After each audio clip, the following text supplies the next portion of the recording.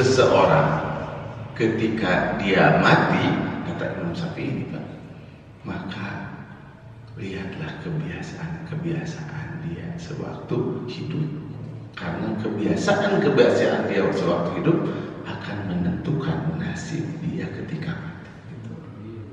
Betul nggak, Pak? Jadi itu salah anu sering musuh maut nakir musuh gitu. Jadi itu salah zaman sering balapan maut nakir di trek-trekan. Jadi itu salah ya. Ketika dia itu hobinya maksiat, ketika matinya ketika maksiat. Jadi nggak salah ketika dia itu ahli zikir, ahli wirid, ahli baca Quran. Ketika maut itu taat pada Allah. Jadi memang kalau ingin husnul khotimah tipsnya cing seueur ngalengkahkeun ke tempat anu hadap ya. Karena ketika kita melangkah kaki dengan niat yang baik ya, mengarahkan kaki ke tempat yang baik, kepada lingkungan orang-orang yang baik, maka dia akan mendapatkan derajat husnul khotimah ya. Kan husnul khotimah itu berdasarkan daripada kebiasaan-kebiasaan. Kata Imam Syafi'i, kalau kamu ingin tahu nasib seseorang setelah kematian, maka lihatlah bagaimana ketika dia nasibnya ketika mati.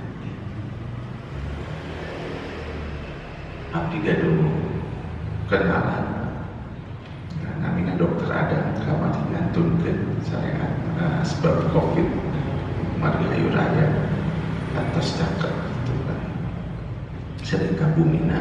Abdi penasaran dengan hadis kata Rasulullah gini, mangkana ya fi fi akhiril kalam la ilaha illallah dakhala jannah. Siapa yang di akhir kehidupannya mengucapkan la ilaha illallah, dia akan masuk surga. Ada itu penasaran Pak Dokter. Ada Pak Dokter teh kan dulu dinasnya masih di Al-Islam. Kira-kira sering nggak menghadapi orang yang lagi sakaratul maut? Ya sering tuh udah sadidinten di rumah sakit.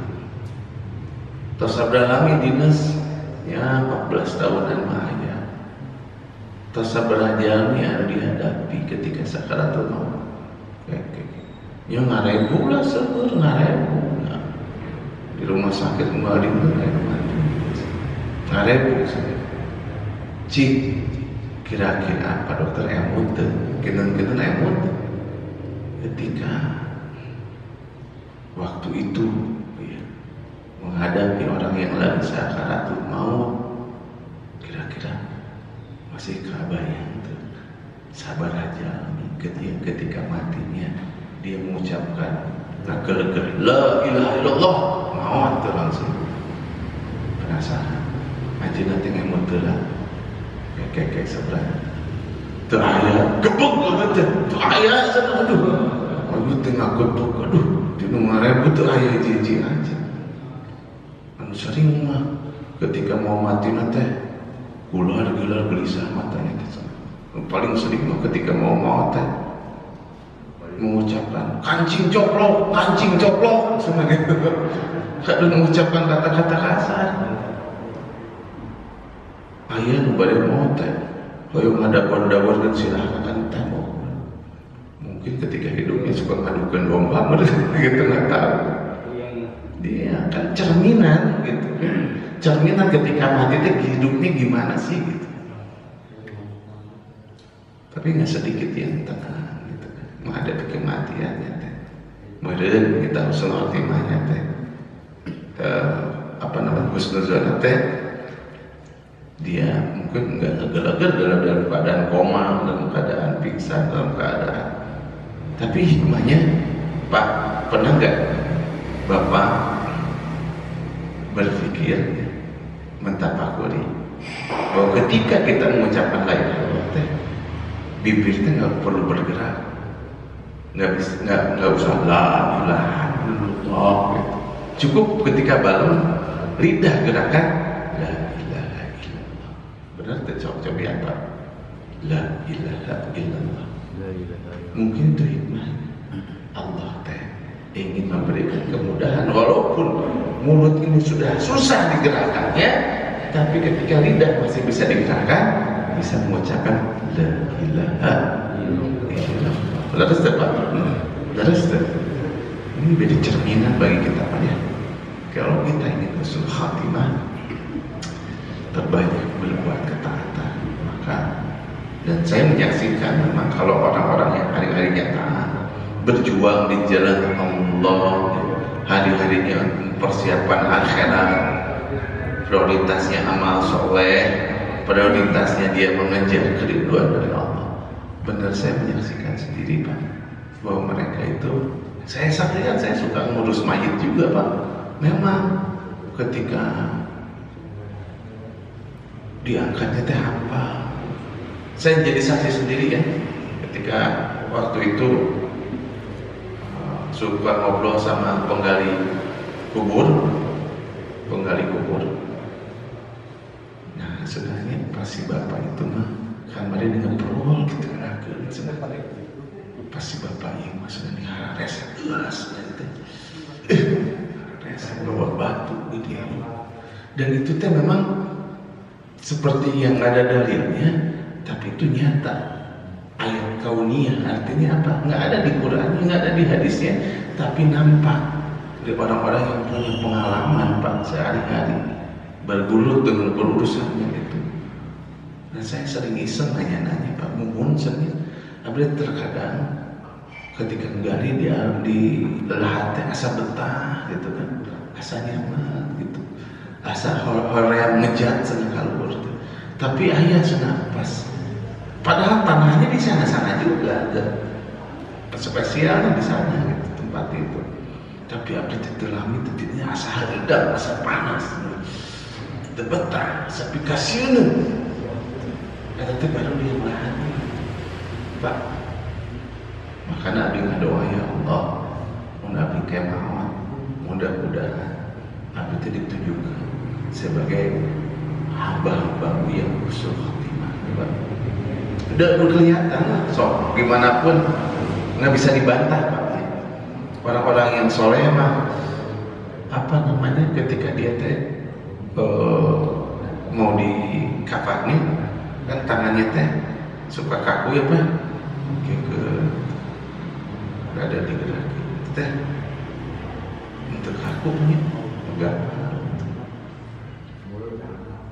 mulut anu celamakan digugun teh saya gitu celama terus ya, tapi anu soleh mah gampang gitu kan. Berarti Pak, mungkin ada barangkali yang pengalaman yang suka mandikin mayat gitu sama.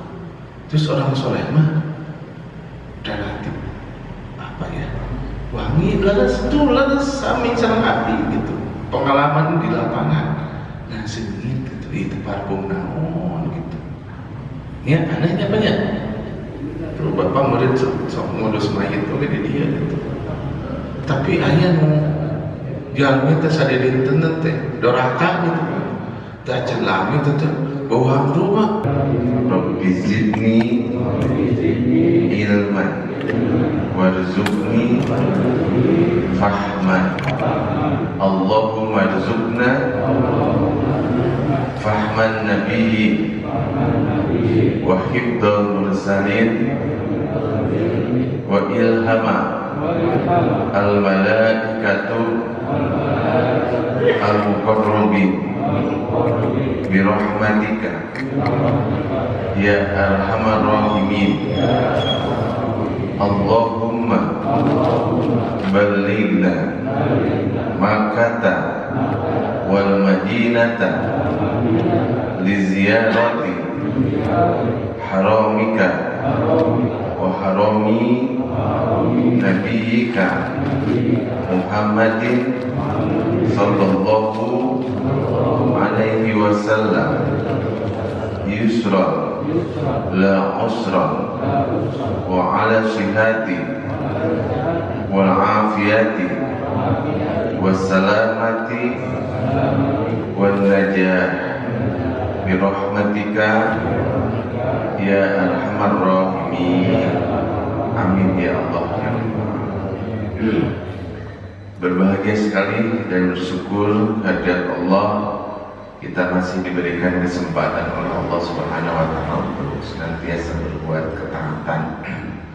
Salawat dan salam semoga tetap dilimpahkan kepada junjungan kita Habibana Rasulullah Sallallahu Alaihi Wasallam.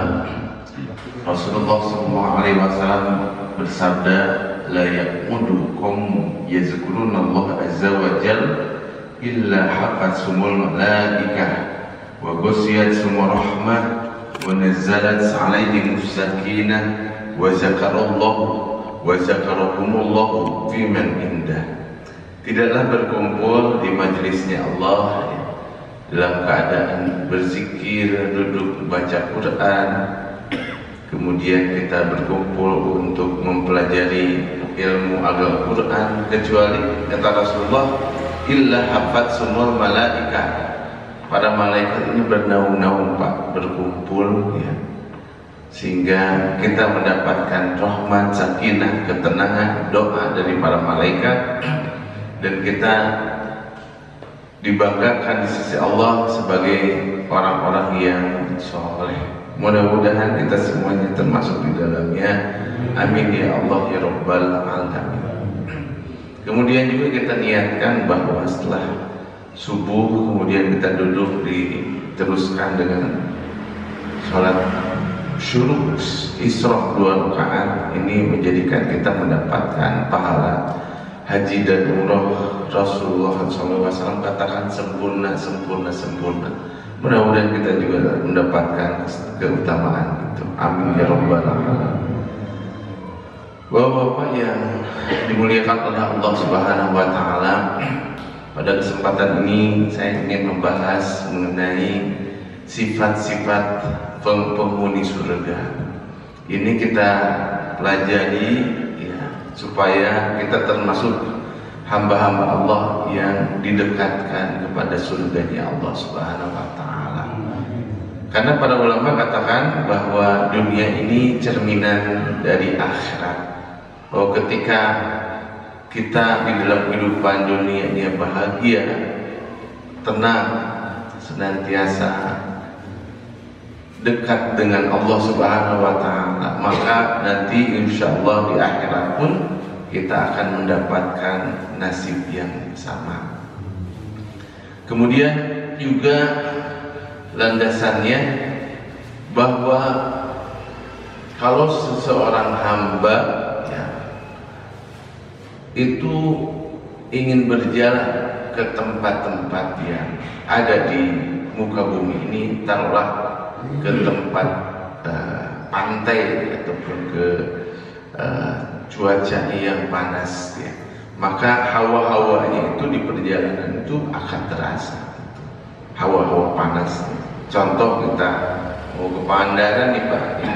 Jadi hawa-hawa panas itu ternyata sudah terasa, mungkin sudah masuk Ciamis, sudah masuk Banjar, hawa-hawanya sudah terasa walaupun belum nyampe ke Pangandaran. Maksudnya kalau kita akan menjadi ahli surga ataupun ahli neraka, kata para ulama Pak ya, anu surga sareng anu pinaraka teh tos katinggal dalam kehidupan dunia ya.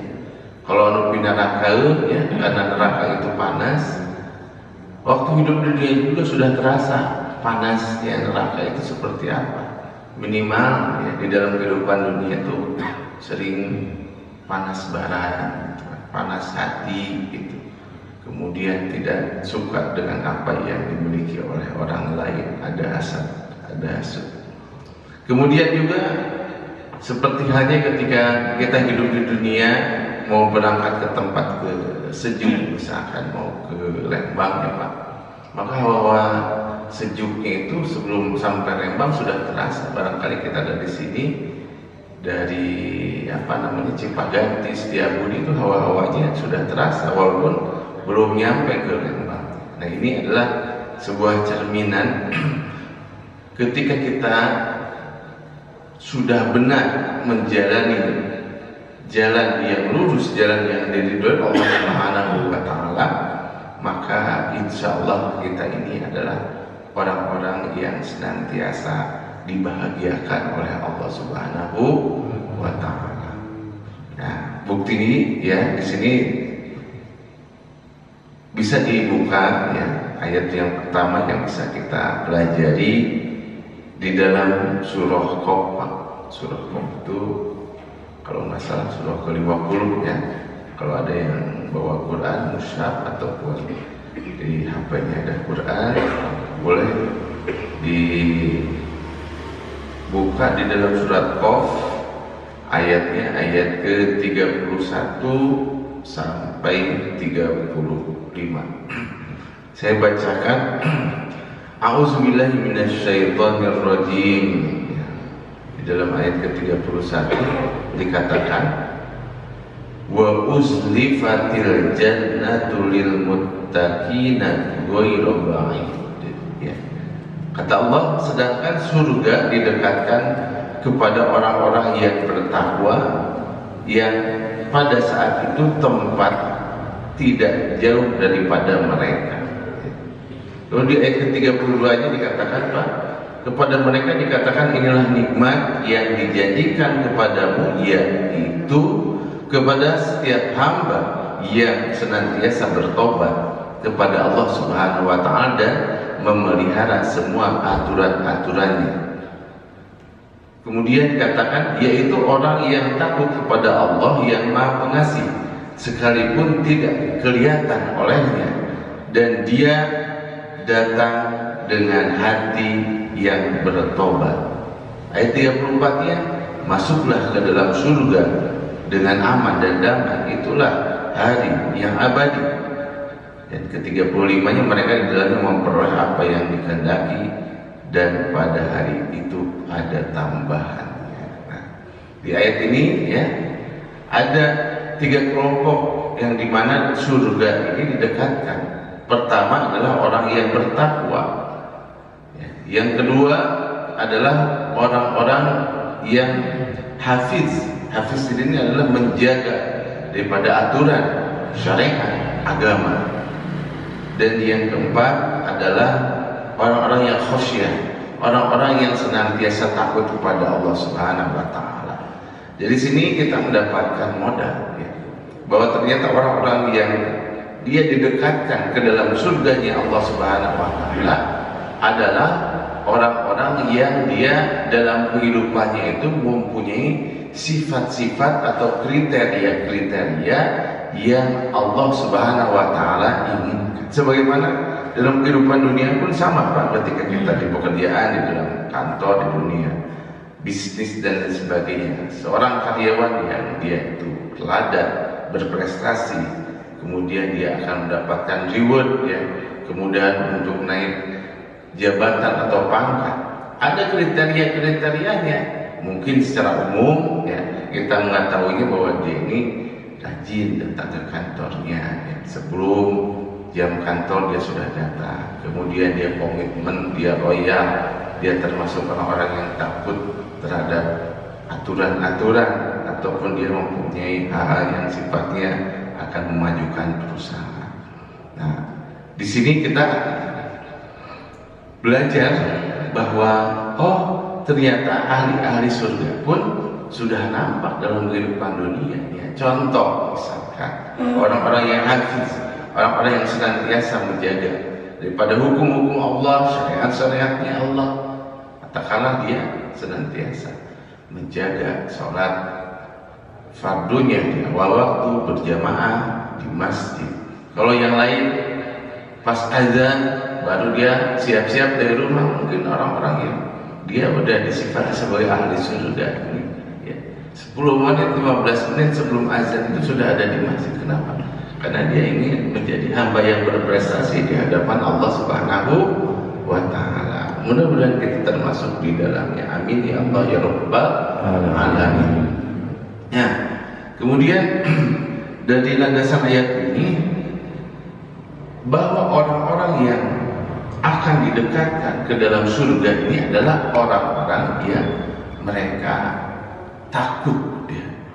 Sebagaimana dikatakan di dalam surah Yasin, Pak, innama tunziru manittaba'a dzikra wa khasyar rahman bil wa basyir bimaghfirati wa ajrin karim. Sesungguhnya engkau tidak akan bisa memberikan peringatan kecuali kata Allah kepada orang-orang yang mau mengikuti peringatan dan dia itu takut kepada Ar-Rahman, ya, yang Maha Pengasih, yakni Allah Subhanahu wa Ta'ala. Maka berilah kabar gembira bagi mereka dengan surga yang penuh dengan keindahan. Nah, ini salah satu aspek sikap, sifat dan juga karakter yang bisa kita pantaskan supaya kita menjadi ahli surga. Jadilah orang-orang yang takut kepada Allah Subhanahu wa Ta'ala. Jadi orang-orang yang takut ini tercermin, Pak, ketika di dalam Quran saya catat dan juga saya lihat, ya, ada kebiasaan-kebiasaan ahli surga yang Allah Subhanahu wa Ta'ala jelaskan di dalam Al-Quran. Di antaranya di dalam surah Al-Qiyamah.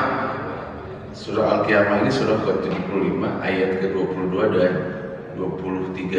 Ya, di sana dikatakan wujuhu yauma idin nadirah ila rabbiha nadirah. Pada waktu itu, ya, ahli surga muka mereka berseri-seri menghadap kepada Tuhannya, kepada Rabbnya. Nah, berarti kalau ahli surga itu sering sumringah, ya, wajahnya aura kasih bukan aura kasbon, ya, ya. Kemudian wajahnya terpancar kebahagiaan.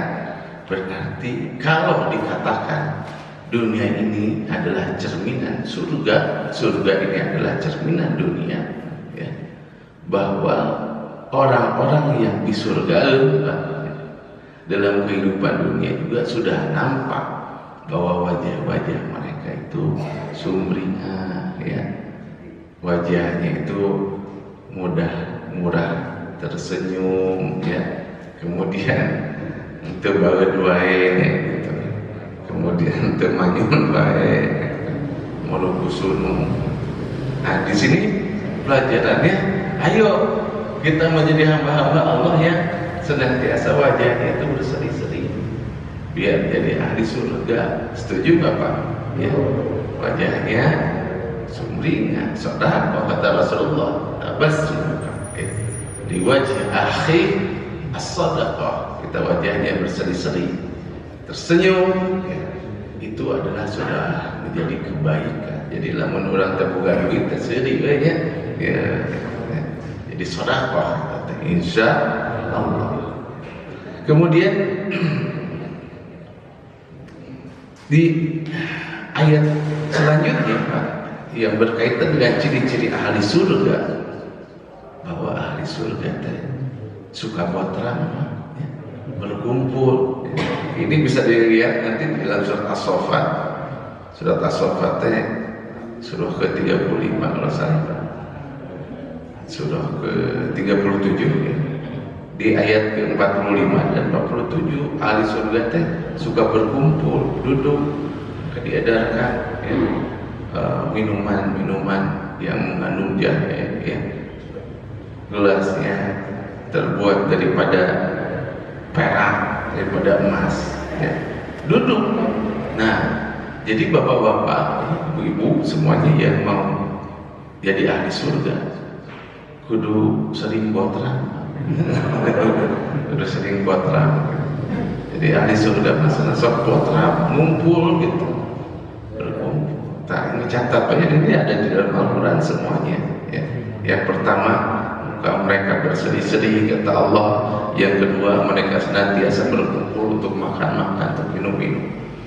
Kemudian yang ketiga, ahli surga mah rajin silaturahmi, rajin silaturahmi. Ini saya catat juga ya, di dalam surat As-Saffat ayat ke-50 sampai 61. Mereka itu saling mengunjungi. Hikmahnya apa? Karena ahli surga itu, ya, mempunyai sifat suka silaturahmi, berkunjung. kita pun jadilah ahli silaturahmi Pak ya, supaya kita jadi ahli surga. Sekali lagi, kalau surga ini adalah cerminan daripada dunia dan dunia ini adalah cerminan daripada akhirat, kata para ulama.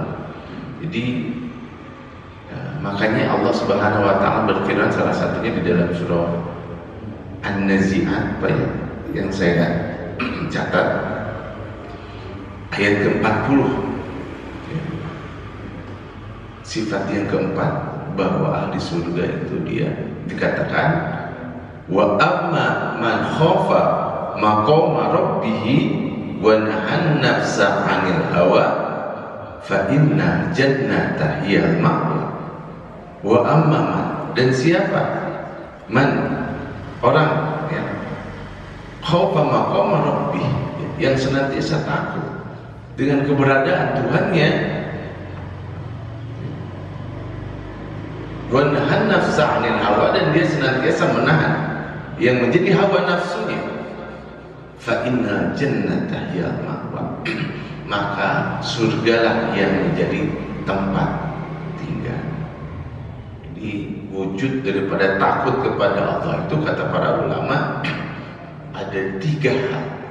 Yang pertama, dia meyakini ada perintah Allah yang harus dia jalankan. Kemudian yang kedua, dia meyakini ada larangan dari Allah yang harus dia jauhi. Dan yang ketiga adalah ada takdir, ada ketetapan, ada ketentuan dari Allah yang harus diridhoi. Ada 3 hal Pak. Aduh, yang ini tepat.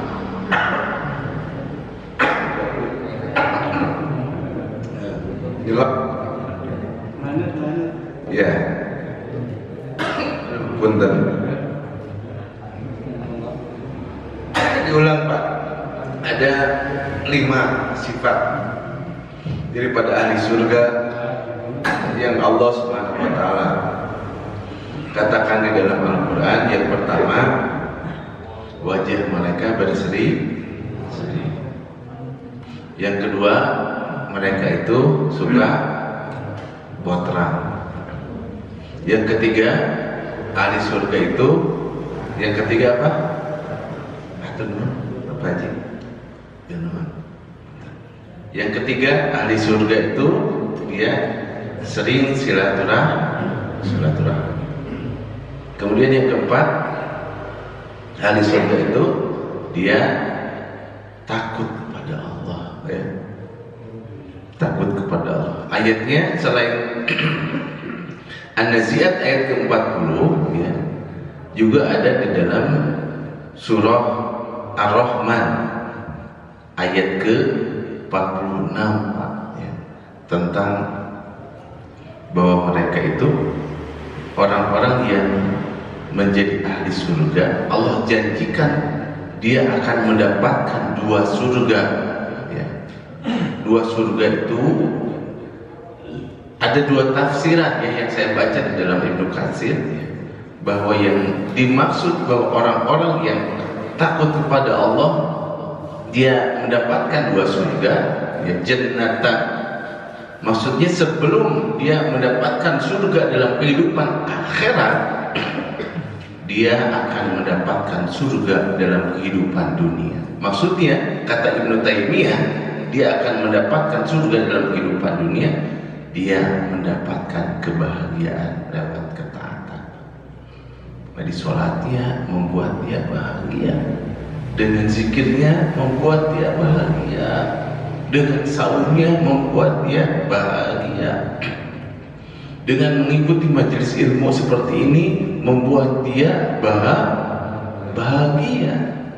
Jadi sebelum dia mendapatkan kebahagiaan yang hakiki, yang sejati dalam kehidupan akhirat nanti, maka dia pun bahagia dalam menjalankan ketaatan kepada Allah Subhanahu wa ta'ala. Waliman khafa maqama rabbih jannatan, di dalam surat Ar-Rahman ayat ke-46. Dan bagi mereka yang takut kepada maqam rabbih, kedudukan dari Allah Subhanahu wa taala, jannatan, mereka akan mendapatkan dua surga, atau jannatan yang lain mengandung arti adalah mereka akan mendapatkan perhiasan-perhiasan dalam surga dan kehidupan akhirat. Ya. Kemudian di dalam surat Al-Qiyamah ayat ke-23, ya, ila rabbiha nadhir, bahwa ahli surga ini mereka akan mendapatkan puncak kebahagiaan, puncak kenikmatan dalam kehidupan surga. Ada yang tahu Pak, puncak nikmat ahli surga itu apa sih? Puncak bahagia ahli surga, ada yang tahu? Ketika dikawinkan dengan bidadari, itu bahagia. Tapi ada yang lebih bahagia Pak. Ketika apa Pak? Ada yang tahu? Ketika bertemu dengan Allah Subhanahu wa ta'ala. Jadi kata ahli surga, wah benar, tidak ada kenikmatan, puncak kenikmatan, puncak kebahagiaan. Udah itu selesai. Kata ahli surga, sekedeng teh abi melihat wajah Allah. Kata malaikat, sakedeng mah 40 tahun kamu teh senang. Jadi dia tidak terasa saking nikmat bahagianya memandang wajah Allah itu sudah 40 tahun lama. Dan 40 tahun versi akhirat itu 40 kali 1000, 40.000 tahun. Luar biasa. Ini maknanya apa ya? Maknanya bagi kita yang masih menjalani kehidupan dunia, jadi ternyata tidak ada kebahagiaan yang hakiki kecuali ketika kita menghadap Allah. Itu seharusnya kita mendapatkan kebahagiaan hakiki, kita dapatkan lewat sholat. Karena kata para ulama, as-sholatu mi'rajul mu'min. Sholat itu adalah mi'rajnya orang-orang yang beriman. Jadi benar-benar kita menemukan kebahagiaan, ketenangan. Di dalam tafsir surat Al-Fatihah kita ngobrol Pak, ketika kita membacakan Al-Fatihah, hambaku telah memujiku, hambaku telah mengatakan yang baik kepadaku. Itu kan kata Allah Subhanahu wa ta'ala di dalam hadis qudsinya. Kita itu benar-benar ngobrol ketika sholat itu berhadapan dengan Allah Subhanahu wa ta'ala. Sebenarnya kalau kita benar-benar ingin jadi ahli surga, mendapatkan kehusuan, kenikmatan, kebahagiaan lewat sholat. Amin ya Allah ya Rabbal alamin. Diulang lagi Pak, 5 sifat ahli surga. Yang pertama apa tadi? Yang pertama wajahnya berseri-seri. Yang kedua apa Pak? Yang kedua ahli botra. Ya apa ya? Saya kan cing sering botra berarti banyak. Kemudian yang ketiga apa? Silaturahmi. Oh, kurang rajin silaturahmi. Siap ya Pak? Yang keempat apa? Takut kepada Allah dalam arti memelihara hukum. Kemudian yang kelima apa? Tadi mendapatkan kebahagiaan lewat sholat. Karena ahli surga itu yang paling membuat mereka itu bahagia, ya, mendapatkan puncak kenikmatan itu ketika berhadapan dengan Allah. Itu pelajaran bagi kita adalah supaya kita mendapatkan hakikat khusyuk dan khudu ya di dalam sholat itu. Jadi salah di antara tipsnya apa? Kalau kita ingin mendapatkan kebahagiaan, kenikmatan lewat sholat itu, jaga sholat kita itu bisa di awal waktu. Sebelum azan itu sudah ada di masjid. Siapa? Beda pokoknya orang ya. Benten Pak sok ya, dibandingkan kita terpogok-pogok, tergesa-gesa ya. Benten Pak ya. Jadi zuhur misalkan kan tabu 12 langsung 5 menit misalkan. Nah berarti tabu 12 kira 10 teh. Terus saya di masjid Pak, benten Pak. Kenapa? Kita juga pede menghadapan Allah. Tah, udah muka hiji seacan marbot itu sebelum marbot. Ya, selain marbot. Ya. kita tuh akan mendapatkan pede aja lah, beda kenikmatannya, ya, kelezatannya, dan juga kepedeannya ketika kita nanti menghadap atau ketika kita sholat. Apalagi kita memakai pakaian yang terbaik, bukan berarti terbaik harus baru Pak ya, yang terbaik pilihan ya. Telusuk, bersih, pangsengitna, membuat kita itu kelihatan pangganteng. Pokoknya mah jangan sampai ada orang jalan-jalan, kamu ke tempat wisata gitu. Kemudian eleh ketika kita memakai baju dan menghadap Allah Subhanahu wa taala, eleh bu jalan-jalan. Padahal ahli surga itu ya benar-benar menyiapkan kondisi yang terbaik dalam jiwa, dalam fisik ya, dalam pakaian. Juga manfaat kalau kita lebih datang awal itu Pak, hati itu lebih kosong gitu ya dari ketergantungan kepada dunia. Kemudian fisik juga udah siap gitu, tidak semata-mata datang di awal waktu ketika kita sholat berjamaah di masjid, fisik juga udah fresh seperti biasa. Karena kita benar-benar memperhatikan, mendahulukan, memprioritaskan untuk namanya ibadah. Sholat ini nanti beda rasanya. Ya. Misalkan kita akan bertemu dengan orang penting ya dalam kehidupan dunia itu. Apakah dia itu wali kota, pejabat, wakil presiden, menteri. Tentunya kita menyiapkan pakaian terbaik, waktunya terbaik supaya nggak telat. Kemudian kita juga mempersiapkan hati dan fisik terbaik supaya kita tidak mengecewakan pada pejabat itu. Apalagi ini sama Allah. Kita dulu ketika kerja jadi karyawan, kita ingin mendapatkan perhatian dari bos caper. Salah satunya kita kalau jam 8 masuk kantor, jam 7 itu udah di kantor. Itu apa? Itu caper Pak. Supaya bos kita, atasan kita nyahin ke orang. Kenapa kita ya nggak cari muka kepada Allah Subhanahu wa taala? Kita benar-benar mengharapkan kasih sayang, perhatian dari Allah.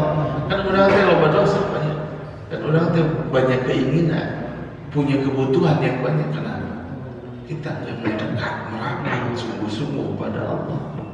Ya logikanya masuk nggak kita? Ya, ku Allah ya, diberikan kasih sayang. Karena apa? Kita kalau masuk ayatnya di dalam surat Al-Ankabut, walladzina jahadu fina lanahdiyannahum subulana wa innallaha lama'al muhsinin. Orang-orang yang berjuang, berjihad sungguh-sungguh fina di jalan kami, kata Allah, lanahdiyannahum subulana, maka bagi panggil jadi ahli surga teh. Wahai jiwa-jiwa yang galau, ya, gitu kan. Jiwa-jiwa yang tenang, mutmainnah, ya. Di pengertian mutmainnah itu adalah bersih hatinya. Ciri-ciri mutmainnah itu tenang hatinya. Ciri-ciri mutmainnah itu bebas daripada iri, dengki, hasud, sombong. Wow, berarti orang teh lamun ingin dipanggil sebagai nafsu mutmainnah, ya. Irji'i ila rabbika radiyatan mardiyah, kembalilah kepada Allah dalam keadaan jiwa yang ridha dan diridhoi. Fadkhuli fi ibadi wadkhuli jannati, maka masuklah ke dalam golongan hamba-hambaku dan masuklah ke dalam surga. Insya Allah udah sadaya ya. Nanti dipanggil dalam keadaan jiwa yang tenang. Kenapa Pak? Ada yang tahu ya? Ciri-ciri husnul khotimah teh keringatnya ini ya, keningnya ada keringatnya. Ada yang tahu nggak alasan itu? Jadi ada di antara ciri husnul khotimah itu keningnya itu keringatan. Jadi lamun bapak ningali saudara, orang tua, paman buat itu siapapun yang ketika sakaratul maut itu keningnya keringetan, berarti husnul khotimah. Husnul khotimah alasannya kenapa? Alasan teh dari keterangan yang saya baca, dia tuh malu sebenarnya, malu amalnya sedikit, dosanya sih tadi diampuni ku Allah, tapi ketika sakaratul maut itu dibukakan surga, surga yang membuat itu dia tuh grogi Pak. Kumaha udah grogi Pak, sok keringetannya Pak ya, sok keringetan katanya sama. Jadi husnul khotimah, ya salah satunya kan, salah satu ciri itu keringetan. Ya udah pugus senyum hanya husnul khotimah baut gitu kan, kekasihan wajahnya enggak ya, wajahnya tuh sumringah cerah ya, aura kasih mayitnya itu. Ayo Pak, mayit ketika ditinggal itu juga horor wajahnya teh, kemudian dia ya mengalami kesusahan dalam sakaratul. Gimana? Oh iya, iya. Apalagi kita sering nonton sinetron Hidayah ya gitu kan, ayah. Ya, ya memang kalau kata Imam Syafi'i kayak gini Pak.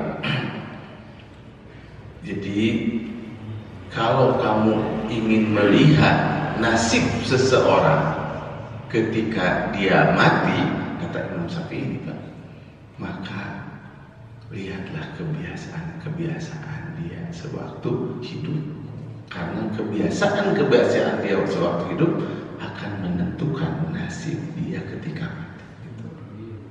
Betul nggak Pak?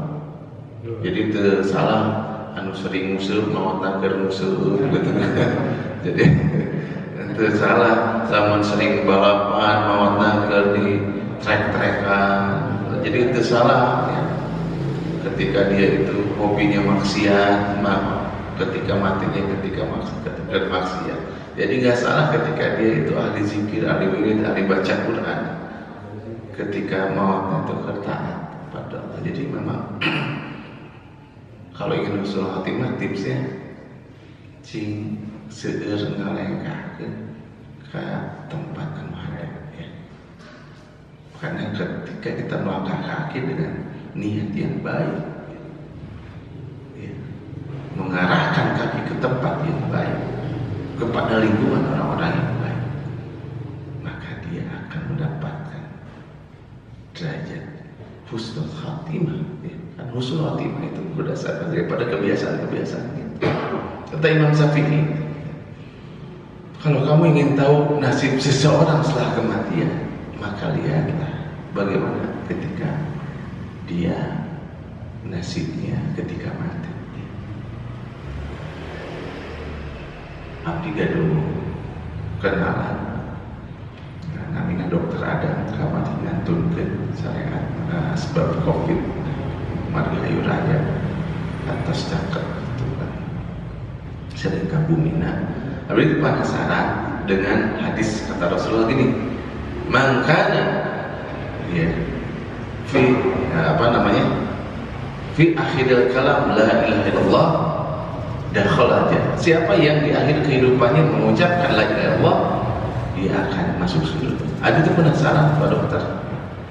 Ada Pak Dokter teh kan dulu dinasnya masih di Al-Islam. Kira-kira sering nggak menghadapi orang yang lagi sakaratul maut? Ya sering tuh udah sadidinten di rumah sakit. Terus sabda lami dinas ya 14 tahunan mah ya. Terus sabda jalmi anu dihadapi ketika sakaratul maut.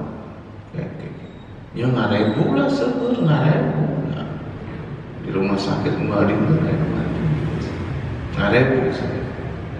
Cik kira-kira Pak Dokter emut kinten-kinten emut ketika waktu itu ya, menghadapi orang yang lagi sakaratul maut, kira-kira masih kebayang tuh sabar aja ketika matinya dia mengucapkan lega-lega la ilaha illallah, maut langsung penasaran aja nanti ngemut lah kayak sebelah teraya gebuk betul teraya sana aduh tengah gebuk aduh di nomor ribu teraya jiji aja anu sering mah ketika mau mati nanti gelar gelisah matanya paling sering mah ketika mau maut mengucapkan kancing coplok semuanya kadang mengucapkan kata-kata kasar ayah nu bade maut hoyong ngadawar dan silahkan tembok mungkin ketika hidupnya suka ngadukan domba gitu nggak tahu dia kan cerminan gitu cerminan ketika mati itu hidupnya gimana sih gitu tapi nggak sedikit yang tenang gitu kan menghadapi kematiannya teh modern kita usul khotimahnya teh husnuzon teh dia mungkin nggak ngegelager dalam keadaan koma, dalam keadaan pingsan, dalam keadaan.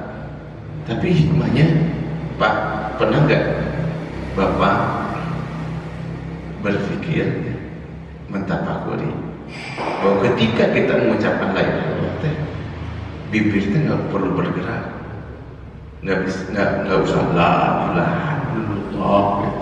Cukup ketika balon lidah gerakan la ilaha illallah. Benar tercoba apa? La ilaha illallah. Mungkin itu hikmahnya. Allah teh ingin memberikan kemudahan walaupun mulut ini sudah susah digerakkannya, tapi ketika lidah masih bisa digerakkan, bisa mengucapkan la ilaha illallah. Laras Pak. Laras. Ini menjadi cerminan bagi kita Pak ya. Kalau kita ingin husnul khatimah, terbanyak berbuat ketaatan, maka dan saya menyaksikan memang kalau orang-orang yang hari-harinya taat, berjuang di jalan Allah, hari-harinya persiapan akhirat, prioritasnya amal soleh, prioritasnya dia mengejar keriduan dari Allah. Benar saya menyaksikan sendiri Pak, bahwa mereka itu, saya saksikan, saya suka ngurus mayit juga Pak. Memang ketika diangkatnya teh apa? Saya jadi saksi sendiri ya. Ketika waktu itu suka ngobrol sama penggali kubur. Nah sebenarnya pasti bapak itu mah kemarin dengan perol gitu kan pasti bapak yang maksudnya hares gelas bawa batu gitu. Dan itu teh memang seperti yang ada dalilnya, tapi itu nyata. Ayat kauniyah artinya apa? Nggak ada di Quran, nggak ada di hadisnya, tapi nampak dari orang-orang yang punya pengalaman Pak sehari-hari bergulut dengan berurusannya itu. Dan saya sering iseng nanya-nanya Pak, mumun sering. Tapi terkadang ketika menggali dia di lahatnya asa betah gitu kan, asa nyaman gitu, asa hoream ngejat senang kalur gitu. Tapi ayah senapas padahal tanahnya di sana-sana juga ada spesialnya di sana gitu, tempat itu. Tapi abdi ditelami titiknya asa haridang, asa panas betah, asa pikasiun ada teh baru dia melahani Pak. Makanya abdi ngadoa ya Allah, mun abdi kemauan, mudah-mudahan abdi itu ditunjukkan sebagai hamba-hambamu yang husnul khatimah. Udah kelihatan lah, so gimana pun nggak bisa dibantah Pak.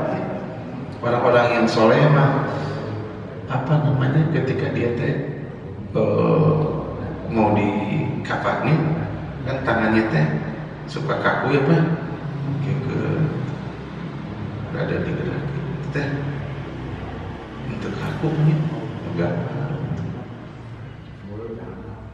mulut anu celamakan digugun teh saya gitu celama terus ya, tapi anu soleh mah gampang gitu kan. Berarti Pak mungkin ada barangkali yang pengalaman yang suka memandikin mayat gitu sama. Terus orang soleh mah relatif apa ya, wangi bunyi leres samping sareng api gitu. Pengalaman di lapangan. Nah sengit gitu, itu parfum naon gitu. Ya anehnya banyak. Terus bapak murid sok ngurus mayit oke di dia gitu. Tapi ayah nu jalmi teh sadedinten teh doraka gitu. Teh celami teh bawah rumah, kieu bau gitu. Aduh, muridnya gimana?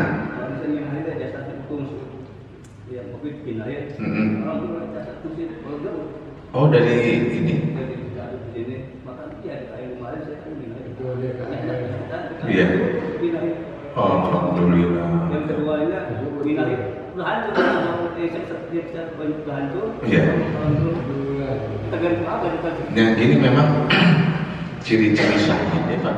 Ciri-ciri syahid itu badannya nggak dimakan sama tanah Pak.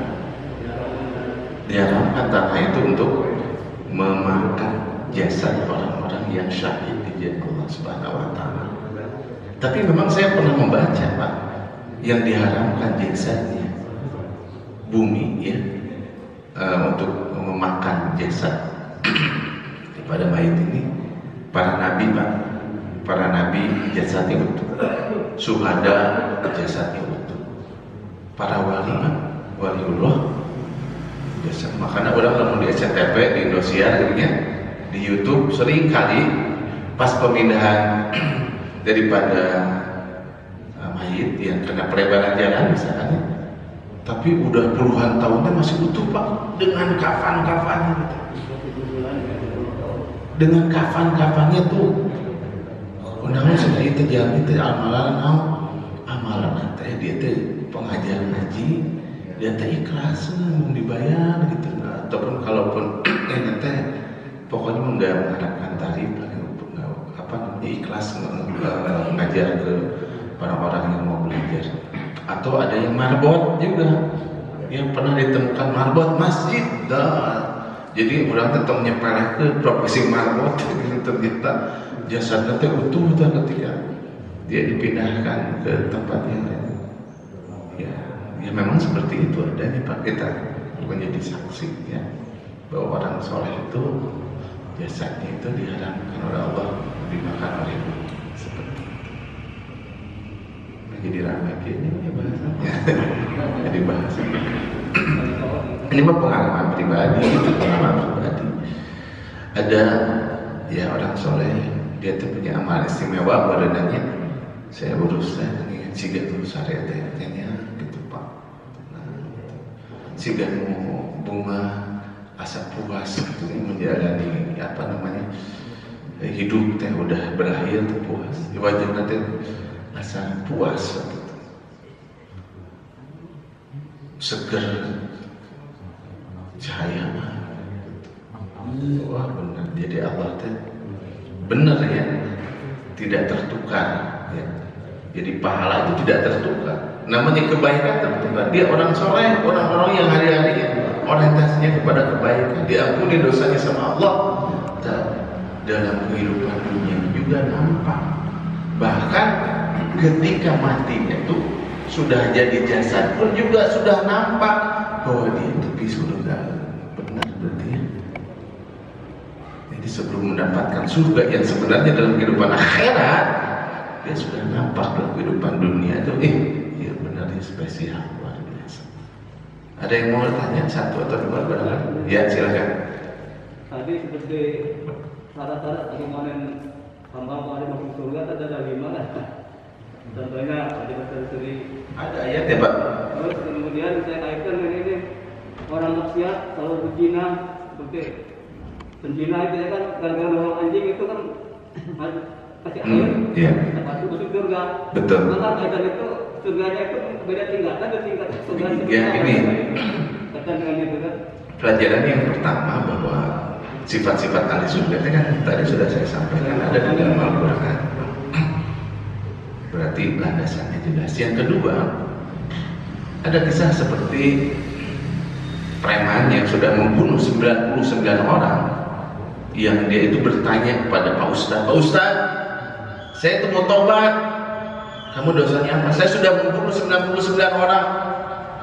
Cik Pak Ustadz, dosa mana kalau batuin tuh kagok salah puluh salah apa ya mau diampuran aku salah sebenarnya neraka mana mah maka eta si ustaz jadi nu ka 100 mau tapi payah tapi tidak putus asa cari lagi ustaz yang terbaik ustaz nabi tanya taubat apa dosa kamu saya sudah mengurus 100 orang oh diampuni Allah asal kamu pindah ya.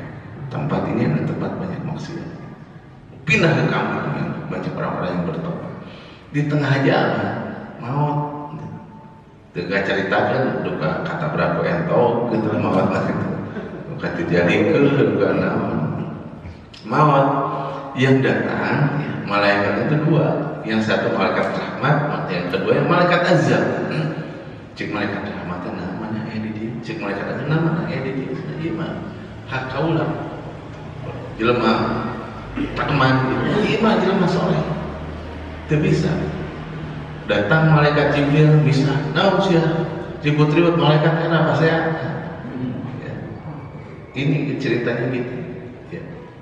Akhirnya laporan ke Allah cek Allah teh ukur yang paling dekat kemana ke kampung tobat atau kampung maksiat maka kira-kira ada yang tahu nggak dekat ke kampung tobat ke kampung maksiat tobat salah ke kampung maksiat karena ke kampung maksiat karena dia mendapatkan rahmat Allah ya tahu dalam hatinya baik tahu dia bertobat maka Allah memerintahkan bumi untuk mengkerut Pak